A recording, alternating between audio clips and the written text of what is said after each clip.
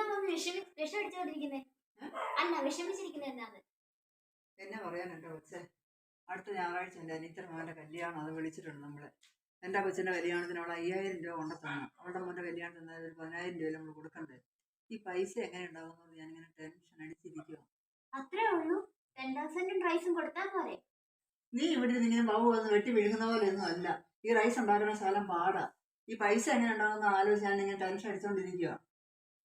ഈ നിസ്സാര കേസിനാ മമ്മി വിഷമിക്കുന്നേ? ഞാൻ പുഷ്പം പോലെ ശരിയാക്കി തരാം. എങ്ങനെ? Just wait and see. Okay mummy, ഇപ്പൊ വരാം. എന്താ നിങ്ങളെ പൈസയുടെ കാര്യമൊക്കെ? എങ്ങനെ സെറ്റായി? അത് പിന്നെ മമ്മി, കണ്ണൻ കെട്ടാൻ പോകുന്ന പെണ്ണിന്റെ വീട്ടുകാരെ വിളിച്ച് ഞാൻ പറഞ്ഞിട്ടുണ്ട്. കണ്ണൻ കഞ്ചാവാണെന്ന്. അപ്പൊ പിന്നെ കല്യാണം നടക്കുകയല്ലോ, പിന്നെ പൈസ ചെലവില്ലല്ലോ. അമ്പടി ഭയങ്കരി.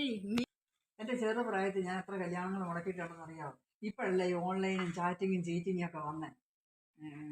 എന്നാണെന്ന് പറഞ്ഞാൽ എന്റെ പൊന്നു മോളെ, നമ്മുടെ കുടുംബത്തിന്റെ മാനം കാത്തു. ഇതൊക്കെ എന്ത്? നീ ഇവിടെ നിൽക്കും, ഞാൻ ഇപ്പൊ വരാവേ. ഇതെന്താ മമ്മി?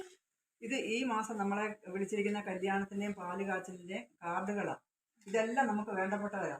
പക്ഷെ ഇതൊന്നും നോക്കണ്ട, എല്ലാം മുടക്കിയേക്കണം. ഓക്കെ, ഞാൻ ഏറ്റു മമ്മി.